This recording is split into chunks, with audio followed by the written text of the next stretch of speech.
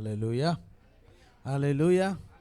ஆண்டவர் இரட்சகரும் மீட்பருமாகிய இயேசு கிறிஸ்துவின் இனிய நாமத்தினாலே உங்கள் யாவரையும் வாழ்த்துகிறேன். ஹல்லேலூயா. கடந்த வாரமெல்லாம் கர்த்தர் நம்மை கண்மணி போல பாதுகாத்து சுகம்பேலன் ஜீவனை கொடுத்து இந்த கால வேளையில் கர்த்தரை ஆராதிக்கும்படிக்கு தொழுது கொள்ளும்படிக்கு கர்த்தர் நமக்கு கிருபை பாராட்டி இருக்கிறாரே, தேவனை ஸ்தோத்திரிக்கிறேன். ஹல்லேலூயா. கர்த்தருடைய வார்த்தைக்கு நேராக கடந்து செல்லலாம். இந்த மாதத்தினுடைய வாக்குத்தத்தத்தை ஒரு வாசியுங்கள். 2 தீமோத்தேயுவின் புஸ்தகம் 4ஆம் அதிகாரம் 8வது வசனம். இது முதல்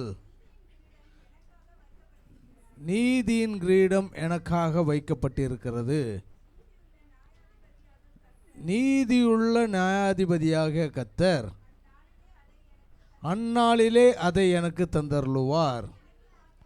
எனக்கு மாத்திரமல்ல, அவர் பிரசன்னமாகுதலை விரும்புகிற யாவருக்கும் அதை தந்தருளுவார். ஹல்லேலூயா. இது முதல் எனக்காக நீதியின் கிரீடம் வைக்கப்பட்டிருக்கிறது. யார் இதை சொல்கிறா? பவுல் அப்போஸ்தலன் தீமோத்தேயுவுக்கு அட்வைஸ் பண்ணும் பொழுது சொல்கிறாரு, இது முதல் ஏன் எனக்காக நீதியின் கிரீடம் வைக்கப்பட்டிருக்கிறது? நல்ல போராட்டத்தை போராடினேன், ஓட்டத்தை முடித்தேன், விசுவாசத்தை காத்து கொண்டேன். இது முதல் எனக்காக என்ன பண்ணிருக்கு? நீதியின் கிரீடம் வைக்கப்பட்டிருக்கிறது. நீதியுள்ள நியாயாதிபதியாகிய கர்த்தர் அந்நாளிலே அதை எனக்கு என்ன பண்ணுவார்? தந்தருவார். எந்த நாளில்? அவருடைய வருகையின் நாளில், அவருடைய சமூகத்துக்கு நம்ம போகிறதான நாளில் ஆண்டவர் என்ன பண்ணுவாரா? நமக்கு ரிவார்டு கொடுப்பார், நீதியின் கிரீடத்தை கொடுப்பார். அது நமக்கு மாத்திரமல்ல, எனக்கு மாத்திரமல்ல, அவருடைய பிரசன்னமாகுதலை விரும்புகிற யாவருக்கும் என்ன பண்ணுவாராம்? அதை தந்தருளுவார். அல்லேலூயா. உங்களை என்னையும் அந்த நீதியின் கிரீடத்துக்கு, அவருடைய சமூகத்துக்கு, அந்த நித்திய ஜீவனுக்கு நம்ம என்ன பண்ணியிருக்கிறார்? ஆண்டவர் அழைத்திருக்கிறார். இந்த பரம அழைப்புக்கு பங்குள்ளவர்களாகிய பரிசுத்த சகோதரரே, அல்லேலூயா. இந்த பரம அழைப்புக்கு ஆண்டவர் நம்ம என்ன பண்ணியிருக்கார்?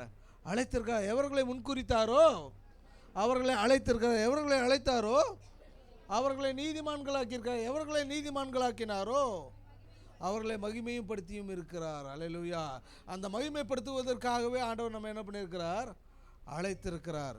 நீதியின் கிரீடத்தை கொடுப்பதற்கு அவர் எப்படி இருக்கார்? ரெடியாக இருக்கிறார். அதை வாங்குவதற்கு நீங்களும் நானும் எப்படி இருக்கணும்? ரெடியாக இருக்கணும்.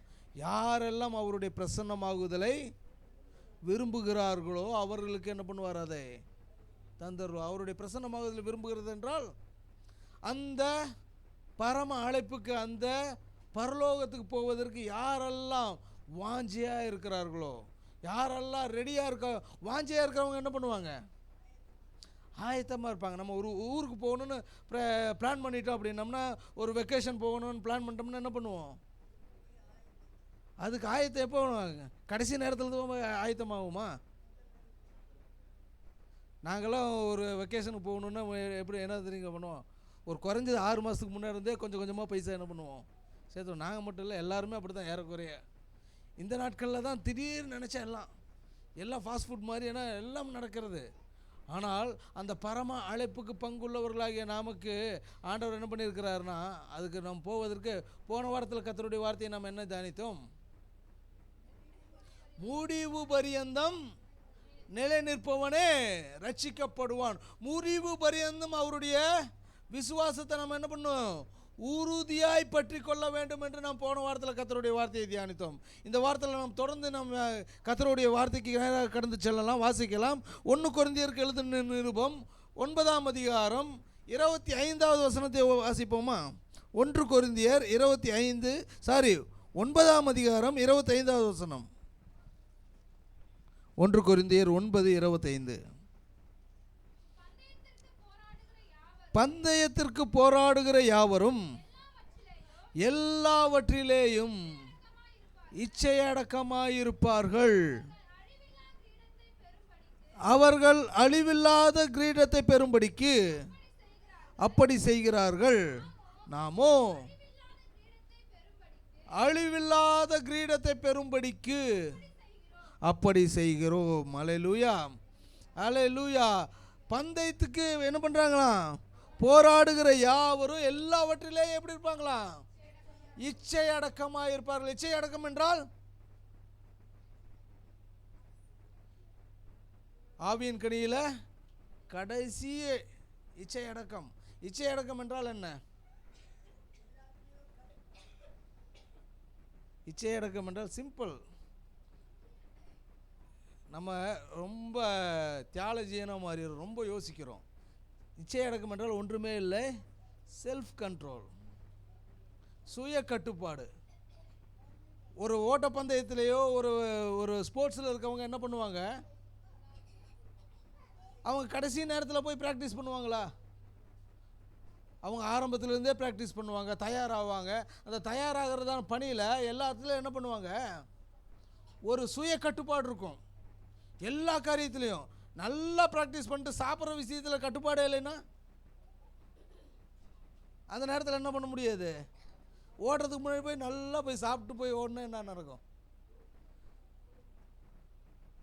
ஓட்டப்பந்தயத்தில் போராடுகிற யாவரும் என்ன பண்ணுவாங்களா? ஒரு சுய கட்டுப்பாடு உண்டு அவர்களுக்கு. அவங்க என்ன பண்ணுறாங்க? எதுக்காக அவர்கள் போராடுகிறாங்க? வசனம் அப்போஸ்தலன் சொல்லுகிறார், அழிவுள்ள கிரீடத்தை பெறுவதற்கு, இந்த உலகத்தில் இருக்கிறதான அந்த பந்தய பொருளை பெறுவதற்கு என்ன பண்ணுறாங்க? போராடுகிறார்கள். ஆனால் நாமோ அழிவில்லாத கிரீடத்தை பெறுவதற்கு என்ன பண்ணுறோம்? அப்படி செய்கிறோம். அழிவில்லாத கிரீடம் எது? நீதியின் கிரீடம். இது முதல் எனக்காக நீதியின் கிரீடம் என்ன பண்ணிருக்கு? வைக்கப்பட்டிருக்கிறது. அந்த அழிவில்லாத கிரீடம், மாசற்ற கிரீடம். 1 பேதுருல வாசிக்கிறோம். 1 பேதுரு 5ஆம் அதிகாரம் 4வது வசனத்தை வாசிங்களேன். 1 பேதுரு 5ஆம் அதிகாரம் 4வது வசனம். அப்படி செய்தால் பிரதான மேய்ப்பர் வெளிப்படும் போது மகிமையுள்ள வாடாத கிரீடத்தை என்ன பண்ணுவீங்க? பெறுவீர்கள். ஆண்டவர் கொடுக்கிறதான ரிவார்டு அது எப்படிப்பட்டது? அழிவில்லாதது, அது வாடாது. அல்லேலூயா, அல்லேலூயா. அதனால தான் பவுல் அப்போஸ்தலன் சொல்றாரு, இது முதல் எனக்காக நீதியின் கிரீடம் என்ன பண்ணிருக்கு? வைக்கப்பட்டிருக்கு. அழிவில்லாத கிரீடம், வாடாத கிரீடம். ஒருவேளை இந்த உலகத்தில் நம்ம சம்பாதிக்கிறதான அந்த அழிவுள்ள கிரீடம், அழிவுள்ள அந்த பந்தய பொருள், அதை நம்ம என்றைக்கு என்ன பண்ண முடியும்? தொலைக்கக்கூடும், மிஸ் பண்ணக்கூடும். ஆனால் அழிவில்லாத கிரீடம் நமக்காக என்ன பண்ணியிருக்கு? வைக்கப்பட்டிருக்கு. அதற்கு நீங்களும் நானும் என்ன பண்ணணும்? பாத்திரராக மாறணும். அதற்கு நீங்களும் நானும் எப்பொழுது என்ன பண்ணணும்? வாஞ்சையாக இருக்கணும். அதற்கு நீங்களும் நானும் ரெடியாக இருக்கணும்.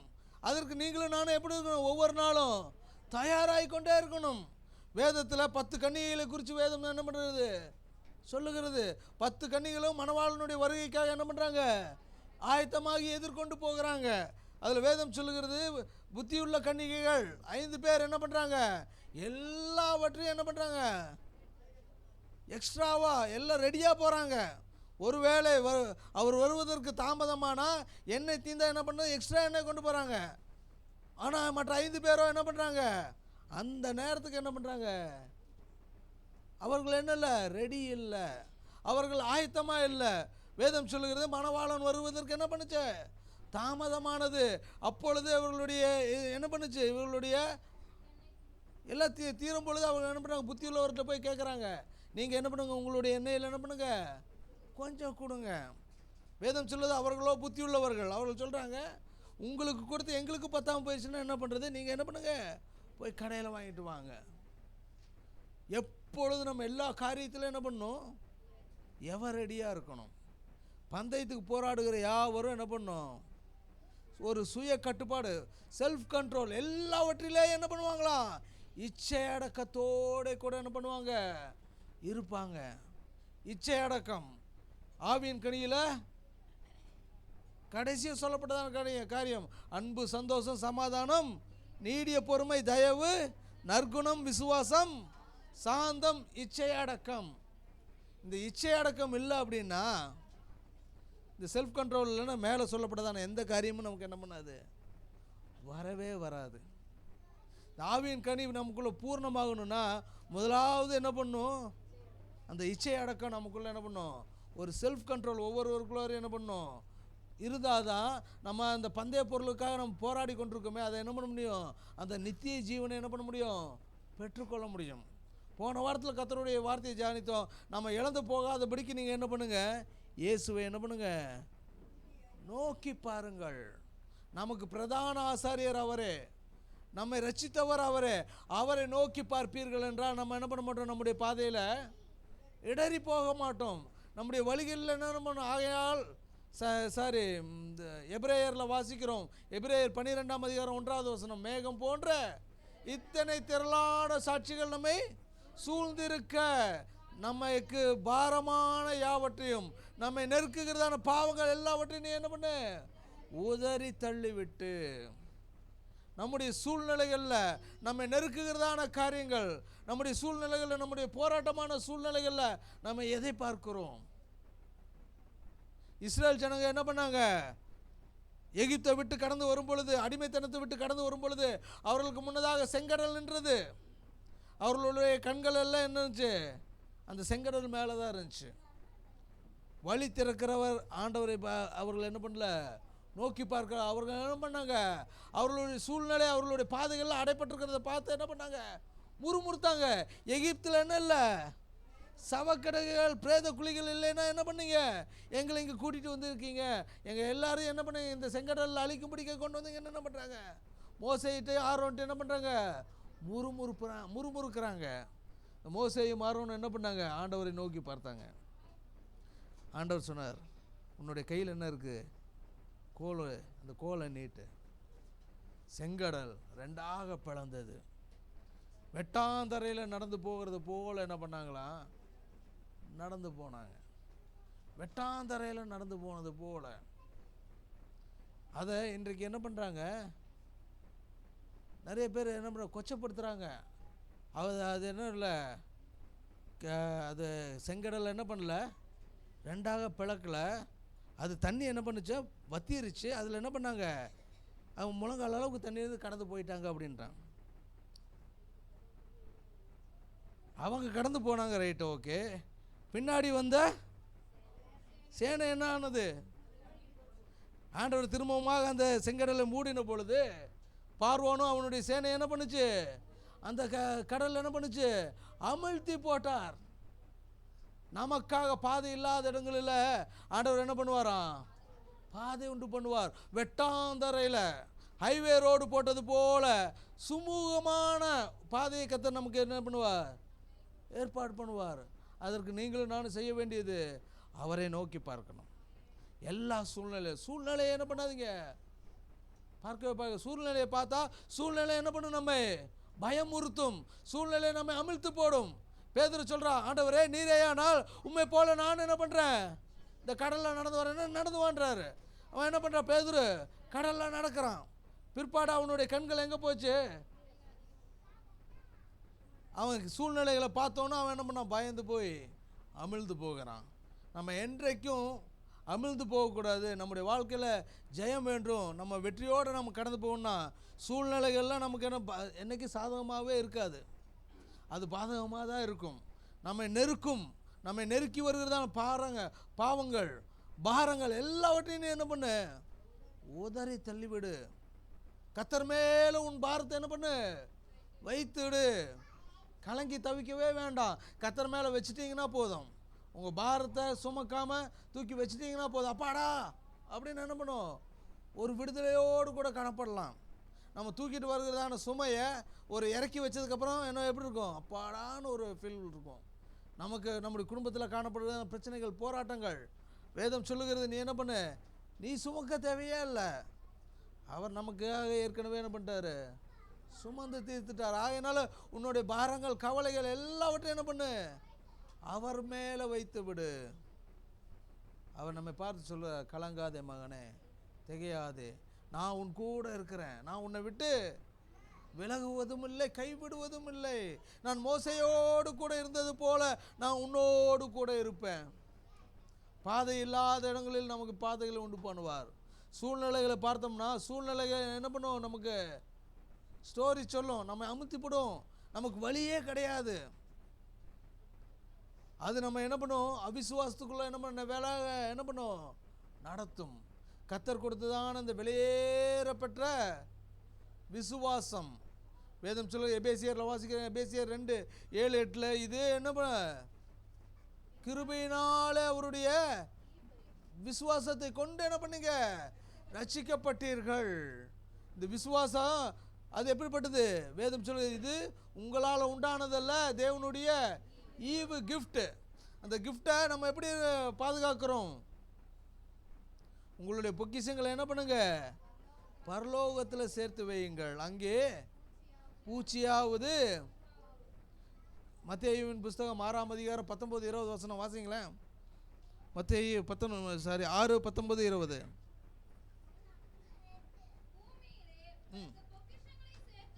பூமியிலே உங்களுக்கு பொக்கிஷங்களை சேர்த்து வைக்க வேண்டாம், இங்கே பூச்சியும் துருவும் அவைகளை கெடுக்கும்,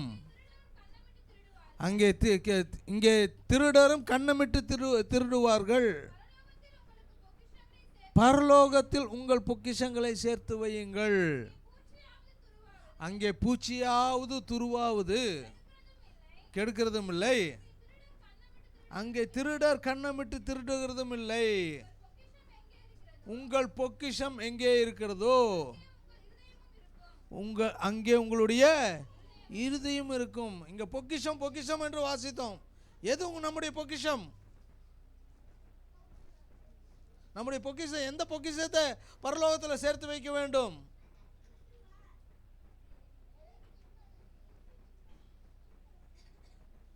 பொக்கிஷமாக ஆண்டவர் கொடுத்ததான காரியம் என்ன? நம்மள்கிட்ட விசுவாசம். இந்த விசுவாசத்தை நம்ம என்ன இந்த பூமியில் நம்ம சேர்த்து வைப்போம் என்றால், இந்த பூமியில் நம்ம செலவழிப்போம் என்றால் விசுவாசம் என்ன நடக்கும்? இங்கே பூச்சியாவது துருவாவது என்ன பண்ணும்? கெடுக்கும். இந்த விசுவாசத்தை என்ன பண்ணுவாங்க? கண்ணமிட்டு திருடுவார்கள். கர்த்தர் கொடுத்த அந்த விசுவாசத்தை நம்ம அவருடைய சமூகத்துக்கு போகும்பொழுது நம்ம என்ன பண்ணோம்? அவர்கிட்ட பரிசுத்தமாக நம்ம என்ன பண்ணோம்? ஒப்பு கொடுக்க வேண்டும். அதனால தான் பவுல் சொல்கிறார், நல்ல போராட்டத்தை போராடினேன், ஓட்டத்தை முடித்தேன், விசுவாசத்தை என்ன பண்ண? காத்து கொண்டேன். விசுவாசத்தை கர்த்தர் கொடுத்தான் அந்த விசுவாசம், அது பொக்கிஷம். ஒரு விலை உயர்ந்த பொருள், ஒரு பொக்கிஷத்தை நம்ம என்ன பண்ணுவோம்? அசால்ட்டாக நம்ம என்ன பண்ண மாட்டோம்? ஹேண்டில் பண்ணவே மாட்டோம். அதை எவ்வளோ சேஃப்டி பண்ணுமோ அவ்வளோ சேஃப்டி பண்ணுவோம். அதுபோல் கர்த்தர் கொடுத்ததான் அந்த விசுவாசம். அதை நீங்கள் என்ன பண்ணுவோம்? விசுவாசம் இல்லாமல் தேவனை என்ன பண்ண முடியாது? பிரியப்படுத்த முடியாது. விசுவாசத்தினாலே நீதிமான் பிழைப்பான். ஆண்டவர் கொடுத்த மிகப்பெரிய பொக்கிஷம் இந்த விசுவாசம் தான். ஆண்டவர் கொடுத்த கிஃப்ட். இந்த விசுவாசத்தை ஒருவனை என்ன பண்ணக்கூடாது? சேதப்படுத்தக்கூடாது. தீமோத்தேயுல வாசிக்கிறோம், இம்னேயும் அலெக்சாந்தரும் அப்படிப்பட்டவர்கள் தங்களுடைய விசுவாசமாகிய கப்பலை என்ன பண்ணாங்க? சேதப்படுத்தினார்கள். தங்களுடைய நல்மான சாட்சியை என்ன பண்ணாங்க? கெடுத்து கொண்டார்கள். கர்த்தர் கொடுத்த இந்த விசுவாசத்தை நீங்கள் பாதுகாக்கணும்னா நமக்கு கர்த்தர் என்ன பண்ணியிருக்கார்? நல்மான சாட்சியை கொடுத்துருக்கிறார். நமக்கு அந்த விசுவாசத்தை நீங்கள் சேதப்படுத்தாமல் போகணும்னா நமக்கு என்ன பண்ணணும்? நம்ம இந்த பந்தய பொருள், இந்த பந்தய ஓட்டத்தில் நம்ம என்ன பண்ணணும்? இச்சை அடக்கம், ஒரு செல்ஃப் கண்ட்ரோல். ஒரு செல்ஃப் கண்ட்ரோல் நமக்குள்ள என்ன பண்ணும்? காணப்பட வேண்டும். சுய கட்டுப்பாடு. அந்த கட்டுப்பாடு இருந்தால் தான் இந்த விசுவாசத்தில் என்ன பண்ண முடியும்? யோபுவை குறித்து பார்க்கும்பொழுது யோபு என்ன பண்ணுறான்? அவனுக்குள்ள ஒரு சுய கட்டுப்பாடு, இச்சை அடக்கம் இருந்தது. அவனுக்கு எல்லாம் இருந்த பொழுது கர்த்தர் என்ன பண்ணான்? மகிமைப்படுத்தினான். எல்லாத்தையும் இழந்த பொழுதும் என்ன பண்ணான்? கர்த்தரை மகிமைப்படுத்தினான். அவனுடைய மனைவி சொல்றா, இன்னுமா இந்த தேவன் மேல என்னன்ற உறுதியா இருக்க? நம்ம பாடினோம், உறுதியா என்ன பண்ண? பற்றி கொண்டேன். இன்னுமா இந்த தேவன் மேல உறுதியா இருக்கிற? அவரை தூசித்து என்ன பண்ணு? ஜீவனை விடு.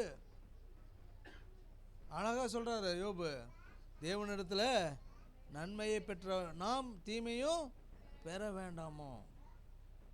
தேவன் ஒருவரையும் தீங்கினால் என்ன பண்ண மாட்டாராம்? சோதிக்கிறவர் அல்ல. அவனுக்கு வந்த சோதனையில் அவன் ஜெயித்தார்ல, யோபு ஜெயித்தார்ல. வேதம் சொல்லுகிறது, இந்த யோபு என்ன பண்ணல? தன்னுடைய நாவினால ஆண்டவர் என்ன பண்ணல? குறை சொல்லலை. நம்முடைய வாழ்க்கையில் எதுக்கு எடுத்தாலும் குறை, எதுக்கு எடுத்தாலும் முறுமுறுப்பு. இந்த இஸ்ரேல் ஜனங்க என்ன பண்ணாங்க? எல்லா சூழ்நிலையிலும் அவங்களுக்கு பிரச்சனை வரும் பொழுது என்ன வந்து அவங்களுடைய வாழ்க்கையில் அவங்க முறுமுறுத்தார்கள். ஆனாலும் சங்கீதத்தில் வாசிக்கிறோம், ஆனாலும் சீக்கிரமாக என்ன பண்ணாங்களாம், அவருடைய கிரியைகளே மறந்து போனார்கள். ஆண்டவர் மோசேயை பார்த்து கேட்க, எது வரைக்கும் இந்த ஜனங்கள் என்னுடைய எல்லா காரியங்களையும் கண்ணார கண்டும் எந்த வரைக்கும் என்னை விசுவாசியாது இருப்பார்கள்? கர்த்தர் கொடுத்த இந்த விசுவாசம் எது வரைக்கும்? நமக்கு வருகிறதான போராட்டங்கள்ல நம்ம விசுவாசத்தை கொண்டு நாம் என்ன பண்ணணும், ஜெயிக்கணும். விசுவாசம் என்ன பண்ணணும், ஒவ்வொரு நாளும் நமக்குள்ள விருத்தி அடையணும். இந்த விசுவாசம் அவிசுவாசமா எப்போ மாறும்னா,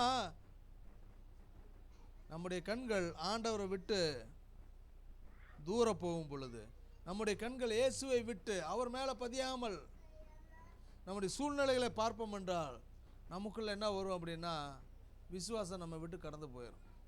நமக்குள்ள அவிசுவாசம் வரும். கேட்கிற எவனும் என்ன பண்ணணும், ஆண்டவர்கிட்ட சந்தேகப்படாமல் கேட்க வேண்டும் என்று. ஆனால் நம்முடைய சூழ்நிலைகள் நம்மை சந்தேகப்பட வைக்கும். வேதத்தில் சாராளை குறித்து வாசிக்கிறோம். எபிரேயரின் புஸ்தகம் 11ஆம் அதிகாரம் 11வது வசனத்தை வாசிங்களேன். எபிரேயர் 11:11.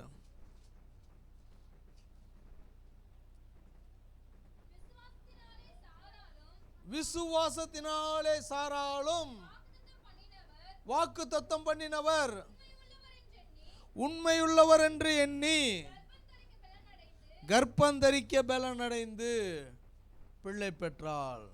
அல்லேலூயா. அதுவே இதுக்கு முன்னாடி அந்த ஸ்டேட்மெண்ட் என்ன எப்படி சொல்லுகிறதுனா,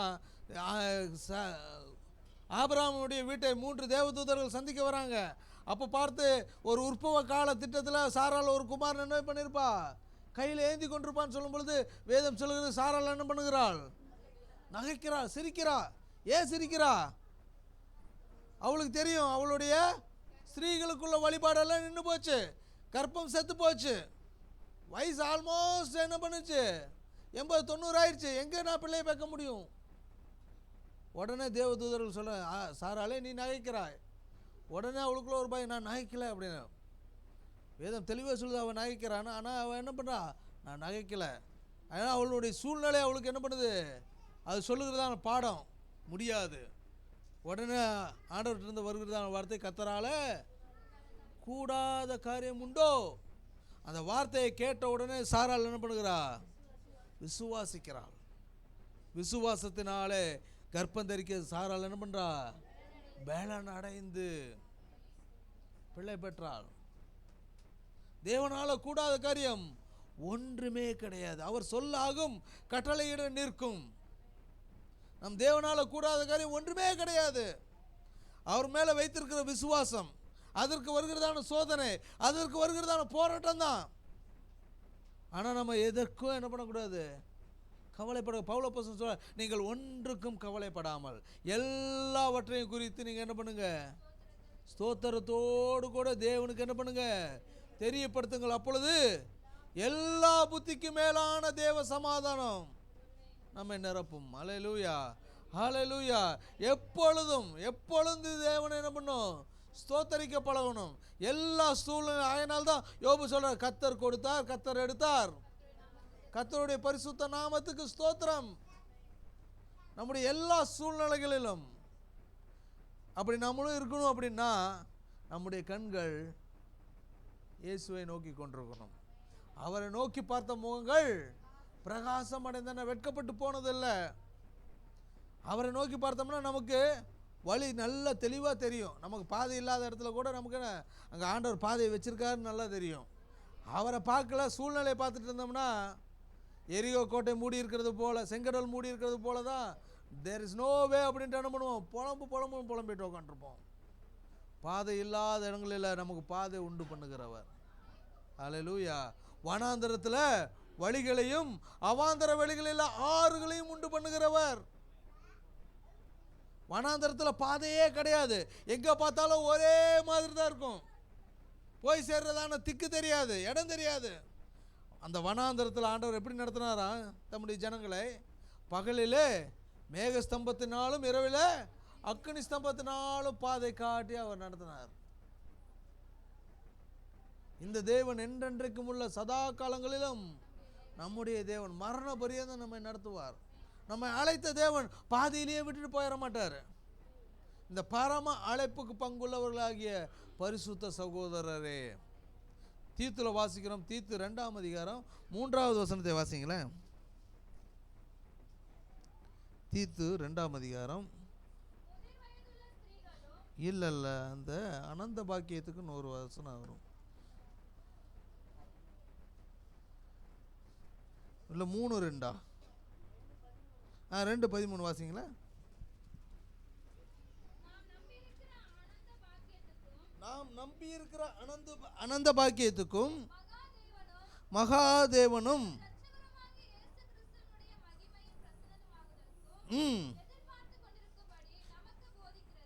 எதிர்பார்த்து கொண்டிருக்கும்படி நமக்கு என்ன பண்ணுகிறது? திரும்ப அந்த வசனத்தை வாசிங்களேன். நாம் நம்பி இருக்கிற அனந்த பாக்கியத்துக்கும் மகாதேவனும் நமது இரட்சகருமாகிய இயேசு கிறிஸ்துவனுடைய மகிமையின் பிரசன்னமாகுதலுக்கும் எதிர்பார்த்து கொண்டிருக்கும்படி நமக்கு போதிக்கிறது.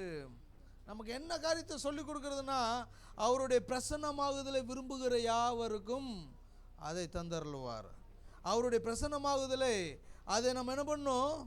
எதிர்பார்த்து என்ன பண்ண, அதுக்கு காத்து கொண்டிருக்கணும். அதான் இந்த வசனம் சொல்லுகிறது. அவருடைய அனந்த பாக்கியத்துக்கும் மகிமையின் பிரசன்னமாகுதல். அவருடைய பிரசன்னமாகுதல் பாரு, மகிமையின் பிரசன்னமாக. நம்மை அழைத்த தேவன், நம்மை முன்குறித்த தேவன் நம்ம என்ன பண்ணுவாரா? மகிமைப்படுத்துவார். அந்த மகிமையின் பிரசன்னமாகுதலை என்ன பண்ணும்? எதிர்பார்த்து நம்ம என்ன பண்ணும்? காத்திருக்கணும். அவருடைய வருகைக்கு எப்பொழுது நம்ம என்ன பண்ணணும்? எதிர்பார்த்து என்ன பண்ணும்? காத்து கொண்டிருக்கணும். ஆண்டவர் எப்படி வருவாரா? திருடனை போல. திருடன் என்ன பண்ண மாட்டான்? சொல்லிட்டு வர மாட்டான். ஆண்டவருடைய வருகை அப்படித்தான் இருக்கும். நினையாத வேளையில் அவர் என்ன பண்ணுவாரா?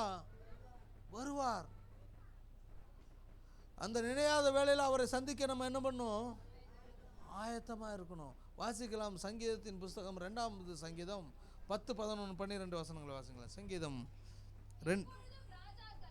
இப்பொழுதும் ராஜாக்களே உணர்வடையுங்கள், பூமியின் நியாயாதிபதிகளே எச்சரிக்கையாயிருங்கள், பயத்துடனே கர்த்தரை சேவியுங்கள், நடுக்கத்துடனே களி கூறுங்கள், குமாரன் கோபம் கொள்ளாமலும் நீங்கள் வழியிலே அழியாமலும் இருக்கும்படிக்கு அவரை முத்தம் செய்யுங்கள். கொஞ்ச காலத்திலே அவருடைய கோபம் பற்றி எரியும். அவரை அண்டிக் கொள்ளுகிற யாவரும் பாக்கியவான்கள். ராஜாக்களே உணர்வடையுங்கள், பிரபுக்களே நியாயாதிபதிகளே என்ன பண்ணுங்க? எச்சரிக்கையா இருங்க. கர்த்தருடைய வார்த்தை நம்ம பார்த்து வருகிறது. ராஜாக்களே, பிரபுக்களே, அதிபதிகளே என்ன பண்ணுங்க? எச்சரிக்கையா இருங்க, உணர்வடையுங்கள். இவைகளை எல்லாம் கிரகிக்கத்தக்க உணர்வுள்ளவன், புத்தியுள்ளவன் யார்? ஆராய்ந்து முடியாத பெரிய காரியங்களையும் எண்ணி முடியாத பெரிய அதிசயங்களையும் செய்கிறவர். எல்லா சூழ்நிலையிலும் யோபுல வாசிக்கிறோம். ஆனாலும் என் தேவனை தேடி நாடி ஓடி என்னுடைய நியாயத்தை அவரிடத்தில் ஒப்புவிக்கும் பொழுது ஆராய்ந்து முடியாத பெரிய காரியங்களையும் எண்ணி முடியாத பெரிய அதிசயங்களையும் செய்கிறவர். நம்ம சொல்லுகிற நியாயங்கள் எல்லாம் கரெக்டாக தான் இருக்கும். ஆனால் அவருக்கு முன்பதாக அது எப்படி இருக்குதா? அழுக்கான கதைகள். அவருக்கு முன்னாடி அதெல்லாம் ஒன்றுமே இல்லை. தேவனால் எல்லாமே கூடும். ஒருவேளை மனுஷர்கள் நம்மை பயமுறுத்தலாம், ஒருவேளை மருத்துவர்கள் நம்மை பயமுறுத்தலாம். தேவனால் கூடாத காரியம் ஒன்றுமே இல்லை. நம்ம அவருடைய வார்த்தையை உறுதியாய் பற்றிக்கொள்வோம் என்றால் போன வாரத்தில் கர்த்தருடைய வார்த்தையை தியானித்தோம். ஏசாயாவின் புஸ்தகம் 26ஆம் அதிகாரம் 3வது வசனம், உம்மை உறுதியாய் பற்றி கொண்ட மனதை உடையவன் உம்மையே நம்பி இருக்கிறபடியினால் நீர் அவனை என்ன பண்ணுவீர்? பூரண சமாதானத்தோடு என்ன பண்ணுவீர்? காத்துக்கொள்வீர். நம்ம ஆண்டவரை எப்படி பற்றி கொள்ள வேண்டும்? உறுதியாய். நம்ம அவரை பற்றி கொண்ட மனது இருந்தால் போதும். நம்ம என்ன பண்ணுவோம்? எப்படி இருப்போம்? அவரையே நம்பி இருப்போம். நான் வாழ்ந்தாலும் உம்மோடுதான், மரித்தாலும் உம்மோடுதான். பவுலப்போஸ்தலன் சொல்லுகிறாரே, அவருடைய அன்பை விட்டு என்னை பிரிப்பவன் யார்? ரோமர்ல வாசிக்கிறோம், அவருடைய அன்பை விட்டு என்னை எதுவும் என்ன பண்ண முடியாது? பிரிக்க முடியாது. நம்முடைய வாழ்க்கையிலும் அவரை நோக்கி பார்த்து நாம் நடப்போம் என்றால், அவருடைய அடிச்சுவடுகளில் நாம் நடப்போம் என்றால், அந்த வருகைக்கு, அந்த ஆனந்த பாக்கியத்துக்கு, அந்த பரம அழைப்புக்கு நம்மை நிச்சயம் பங்குள்ளவர்களாக கர்த்தர் மாற்றுவார் என்பதில் சந்தேகமே இல்லை. கர்த்தர் தாமே இந்த வார்த்தைகளினாலே நம் ஒவ்வொருவரையும் ஆசீர்வதிப்பாராக.